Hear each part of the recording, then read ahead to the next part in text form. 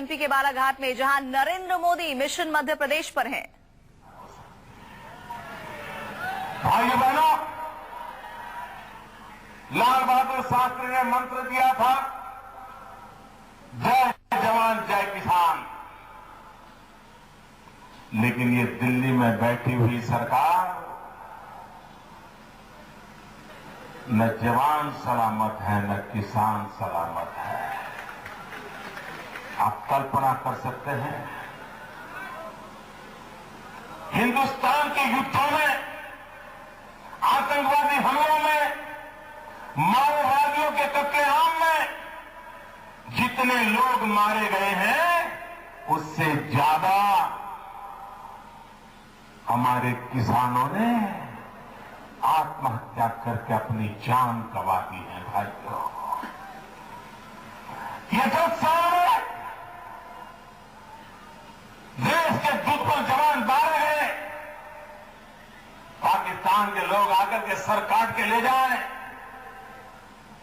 और हिंदुस्तान की सरकार पाकिस्तान के प्रधानमंत्री को चिकन बिरयानी का भोजन खिलाए। क्या सरकार ऐसी होती है क्या? भाइयों, हिंदुस्तान के सेना के जवान का सर काटने के बाद पाकिस्तान के प्रधानमंत्री की हिंदुस्तान की धरती पर आने की इच्छा होना, यही अपने आप में भारत का अपमान है।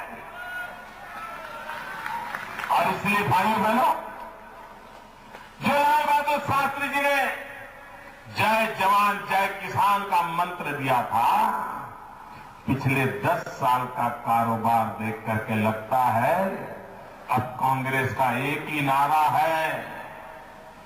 लाल बहादुर शास्त्री कहते थे जय जवान जय किसान, वर्तमान कांग्रेस की सरकार कहती है मर जवान मर किसान। भाइयों बहनों, अगर इस देश का किसान जो अन्न पैदा करता है, वो खुद का पेट भरने के लिए ही अन्न पैदा नहीं करता है।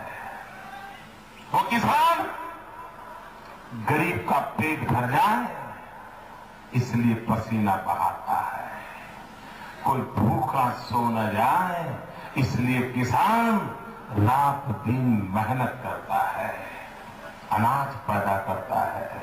लेकिन जब वो अनाज सड़ता होगा, जब वो अनाज चूहे खाते होंगे, जब वो अनाज बारिश में भीगता होगा, तब उस मेहनत करने वाले किसान को कितनी पीड़ा होती होगी। भाइयों बहनों, दिल्ली में ऐसी सरकार बैठी है जिसको किसान के पसीने की भी कोई इज्जत नहीं है।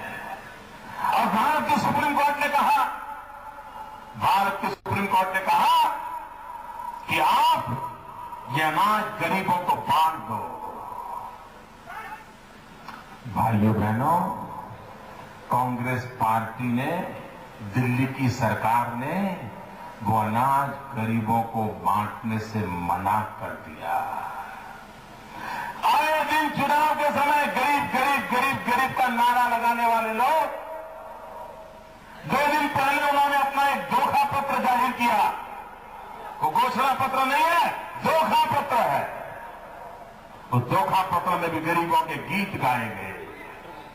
लेकिन जब सुप्रीम कोर्ट ने कहा कि गरीबों का अनाज बांट दो, उन्होंने मना कर दिया।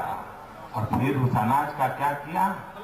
मेरे किसान भाइयों, देश भर के मेरे किसान भाइयों, आपको सुनकर के इतनी पीड़ा होगी जिसकी आपने कल्पना नहीं की होगी। क्या किया?